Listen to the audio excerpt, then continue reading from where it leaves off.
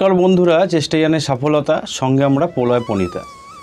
बंधुरा आशा करी तोमरा थाम्बनेल और टाइटल देखे बुझतेई पेरेछो जे आज के आमी कि गाछ निये आलोचना करछि एबं कि गाछ प्रतिस्थापन करते जाচ্ছি। ता आमादेर गोलाप गाछ प्रतिस्थापन करते गेले जे माटी तैरी करते हबे सेई माटिटा सम्पर्के आमादेर जानते हबे।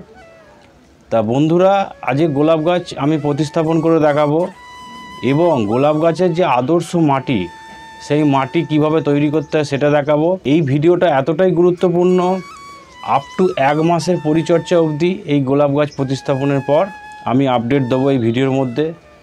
তোমরা যদি আমার চ্যানেলে নতুন হয়ে থাকো চ্যানেলটা অবশ্যই সাবস্ক্রাইব করে অল নোটিফিকেশানটা অন করে দিও। তো বন্ধুরা, গোলাপ গাছের যে আদর্শ মাটিটা হতে হবে ওল্ড ড্রেনেজ সিস্টেম মাটি। গোলাপ গাছ কীরকম মাটি পছন্দ করে সেটা জানতে হবে, সেই হিসেবে আমাদের মাটিটা তৈরি করতে হবে।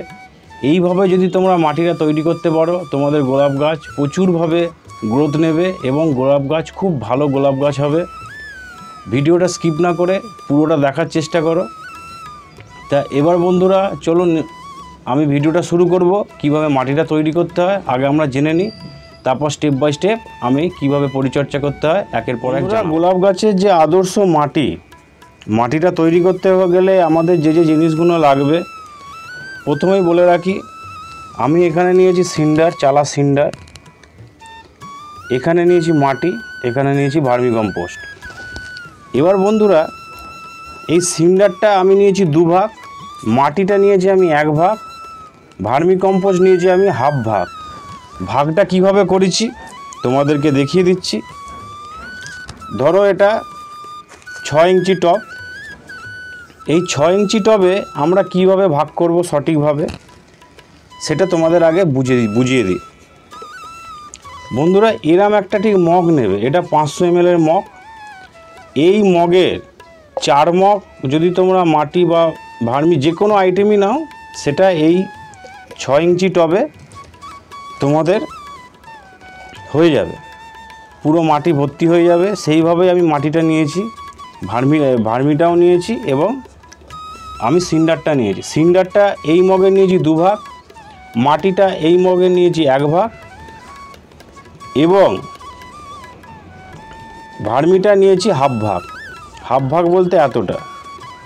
এবার আমি 4 ভাগ কেন করলাম না, কারণ অলরেডি আমার যে গো ব্যাগে গাছটা আছে সেই গাছটা যে মাটিটা সেই জায়গাটা নেবে, সেই কারণে ওই জায়গাটা আমি ছেড়ে দিলাম। তো বন্ধুরা এবার সবথেকে গুরুত্বপূর্ণ বিষয় হচ্ছে টব নির্বাচনের ব্যাপারটা। টব নির্বাচন, তোমরা যখন প্রথম গাছ প্রতিস্থাপন করবে, আমি এই গাছটা প্রতিস্থাপন করছি। এই গাছটা বুঝতেই পারছো 4 ইঞ্চি থেকে 5 ইঞ্চি গো ব্যাগে আছে। গো ব্যাগটা 4 থেকে 5 ইঞ্চি বলে 5 ইঞ্চি বলা ভুল, ওই 4 ইঞ্চি বলা যায়, 4 ইঞ্চির মতনই মাটি আছে। সেই জন্য আমি এখানে 6 ইঞ্চি টবে প্রতিস্থাপন করছি। তা চলুন বন্ধুরা মাটিটা তৈরি করা যাক, আস্তে আস্তে প্রতিস্থাপনের দিকে আমরা এগিয়ে যাই। যাদের বড় টব আছে তারা কি করবে সেই টিপসটা এই ভিডিওর মধ্যে থাকবে, পুরোটা দেখো স্কিপ না করে। আবারও বলছি খুব মূল্যবান ভিডিও হতে চলেছে। এছাড়াও বন্ধুরা যাদের কাছে এই সিন্ডার চালা নেই বা সিন্ডার নেই, তোমরা একটা কাজ করতে পারো। এর পরবর্তীতে বালি চেলে যে নুড়ি পাথরগুলো বেরোয় সেই পাথর দিয়েও তোমরা করতে পারো। তো এইভাবে আমরা পুরো মিশ্রণটাকে মিশিয়ে নিচ্ছি, দেখতেই পাচ্ছ বন্ধুরা খুব সুন্দরভাবে। ওয়েল ড্রেনেজ মাটি করতে গেলে গোলাপ গাছে সবসময় মাটির ভাগ কম দিতে হবে, আর তোমাদের যে কোনো দানা জাতীয় জিনিস বেশি দিতে হবে, তবেই মাটি ওয়েল ড্রেনেজ হবে এবং গোলাপ গাছ খুব ভালো হবে। বেশি পরিমাণে ভার্মি কম্পোস্ট দিতে যাবে না বন্ধুরা, তোমাদের একটা কথা বারবার বলে রাখছি। কারণ হচ্ছে বেশি পরিমাণে ভার্মি কম্পোস্ট দিলে ময়েশ্চার হোল্ড করবে, মাটিতে জল জমে থাকবে, তাতে রুট রট হবে এবং রুটের সমস্যা হবে। তো এই মাটিটা বন্ধুরা আমি ভালো করে মিশিয়ে নিলাম, দেখতেই পেলে। এইবার এতে আমাদের যেটা দিতে হবে সেটা হচ্ছে বন্ধুরা সুপার ফসফেট। ঠিক এইটুকুনি পরিমাণে নেবে, এটা অনেক বড় চামচ। আইসক্রিমের চামচের হাফ চামচ তোমরা নেবে, এই মাপটা ভালো করে জেনে রাখো। সুপার ফসফেট ঠিক এই পরিমাণে আমরা দিয়ে দেবো, বেশি একদম দিতে যাবে না, কেননা নতুন চারা যেহেতু। এর সাথে যেটা মেন জিনিস দিতেই হবে সেটা হচ্ছে আমরা দেবো নিমখোল। নিমখোলটা দেবো ঠিক এরকম 1 চামচ পরিমাণে।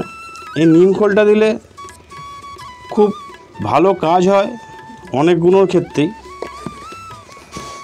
অনেক কিছু ক্ষেত্রে এই নিমখোলটা ভালো কাজ হয়। কারণ হচ্ছে নিমখোলটা দিলে প্রথমত তোমাদের রুটে অনেকটাই ফাঙ্গাস থেকে মুক্ত থাকবে রুট। তাছাড়াও তোমাদের যে মাটির মধ্যে কোনো পিঁমড়ে বা পোকার উৎপাত হবে না এবং মাটিটা খুব ভালো থাকবে। এই মিশ্রণটাকে ভালোভাবে মিশিয়ে এবার প্রতিস্থাপন করতে হবে। তো বন্ধুরা, মাটিটা মেশানো প্রায় আমার কমপ্লিট। তো প্রতিবারের মতন এবারেও তোমাদের বুঝিয়ে দিচ্ছি তবে ড্রেনেজ সিস্টেমটা কিভাবে করবে। তোমাদের যদি টব ভাঙা থাকে, ঠিক এই যে ঢেউ খেলা দিকটা থাকবে নিচের দিকে আর উঁচু দিকটা থাকবে ওপর দিকে, এইভাবে আমরা ড্রেনেজ সিস্টেমটাকে বন্ধ করব করে এইবার আস্তে আস্তে মাটি দিয়ে ভরিয়ে দেব। মাটিটা অবশ্যই যেন এরকম চেপে চেপে দেবে, যাতে কোনো রকম হাওয়া বাতাস না ঢুকে থাকে। হাওয়া বাতাস ঢুকে থাকলে তাতে খুব সমস্যা হবে। এইবার আমাদের যে করণীয়, গাছটাকে আমাদের বার করে নিতে হবে গ্রো ব্যাগ থেকে। এই গ্রো ব্যাগ থেকে গাছ বার করা আমি বহুবার দেখিয়েছি কীভাবে বার করতে হয়, গ্রো ব্যাগকে বাঁচানো যায় এবং সেই গ্রো ব্যাগটা দিয়ে আমরা অন্য কোনো গাছ পরবর্তীকালে প্রতিস্থাপন করতে পারবো এবং চারা তৈরি করতে আমাদের খুব হেল্প লাগবে। এইটা আমি কাটলাম এই কারণে, আজকে আমি ভুল করে এটা ভিজিয়ে দিয়েছি, জল দিয়েছিলাম। এছাড়াও বন্ধুরা, আমার চ্যানেলে গিয়ে ভিডিওতে দেখে নিতে পারো তোমরা। আমার একটা খুব ভালো ভিডিও আমি আপলোড করেছি চারা প্রতিস্থাপনের আগে, চারা কিনে আনার পর কী কী পরিচর্যা করা দরকার। সেই পরিচর্যা করলে আমাদের চারা একটাও মরবে না। তো বন্ধুরা দেখো, রুট হালকা হালকা করে বোঝা যাচ্ছে। এইটাকে যেহেতু রুট বোঝা যাচ্ছে, এইটাকে আমি ডিস্টার্ব করব না, এইভাবে একটু সেটিং করে দেখে নিই কী পর্যায়ে দাঁড়াচ্ছে। হ্যাঁ, প্রায় ঠিকই আছে। তবে প্রতিস্থাপনের সময় একটা খুব ভালো জিনিস তোমাদের বুঝিয়ে দিই, এই যে গ্রাফটিংয়ের যে ইউনিয়নটা, এইটা যেন সবসময় মাটির ওপরে থাকে, এটা পুঁতে দিও না। এটা হচ্ছে অ্যালাডাল, যেটা দিয়ে গ্রাফটিং করা হয়। এই যে গ্রাফটিং ইউনিয়নটা, এইটা যেন সবসময় মাটির ওপরে থাকে, তোমাদের এটা খেয়াল রাখতে হবে। এবার আস্তে আস্তে আমি মাটি দিয়ে দেবো। মাটিটা দিয়ে অবশ্যই আমরা এরকম চেপে চেপে দেবো, যাতে গাছটা কোনো না রকমভাবে নড়াচড়া করতে পারে।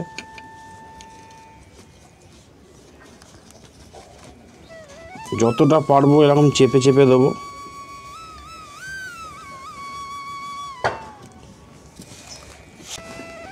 তো দেখো বন্ধুরা, প্রতিস্থাপনের পরেও এতটা পরিমাণে মাটি আমার বেঁচে গেল।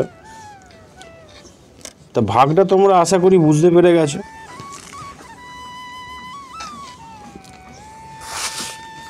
আমার প্রতিস্থাপন প্রায় কমপ্লিট। দেখো, গ্রাফটিং ইউনিয়নটা আমি ওপরের দিকে রেখে দিয়েছি, ভালো করে দেখে নাও, প্রতিস্থাপন হয়ে গেছে। এই যে বাড গ্রাফটিংয়ের ইউনিয়নটা আমি ওপর দিকে রেখে দিয়েছি, কারণ হচ্ছে এটা থেকে বাসেল বেরোবে। একটা গোলাপ গাছে বাসেল যদি না বার করা যায়, তাহলে সেই গোলাপ গাছে ভালো মতন ফুল পাওয়া যায় না। তো এবার কি করণীয় বন্ধুরা, আমরা ভরপুর জল দিয়ে দেবো। জলটা দেখব কিরম ড্রেনেজ হচ্ছে।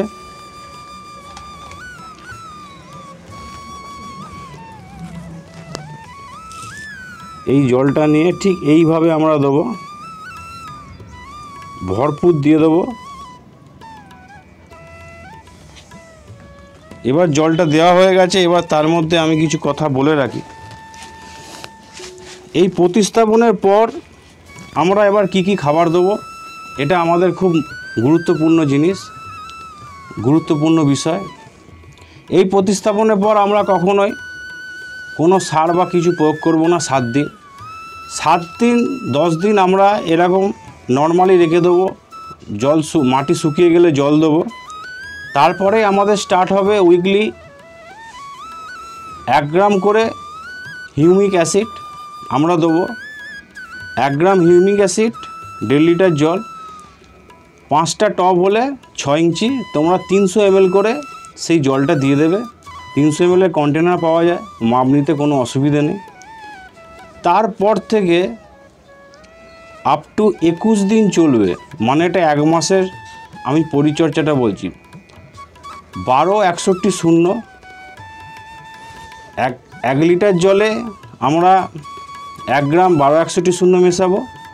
মিশিয়ে সেটার সাথে 300 ml কি 250 ml করে জল দেবো প্রত্যেকটা গাছে। তার মানে 4টে গাছ আমার হবে।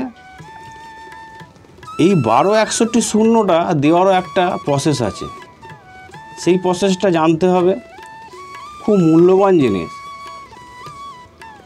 কারণ হচ্ছে 12-61-0 দেওয়া হবে টোটাল যেন রুট জোনটা ভেজে, তবেই কিন্তু 12-61টা দিয়ে 1 মাসের মধ্যে তোমরা গ্রোথ দেখতে পাবে। তো বন্ধুরা, প্রতিস্থাপন আমার প্রায় কমপ্লিট।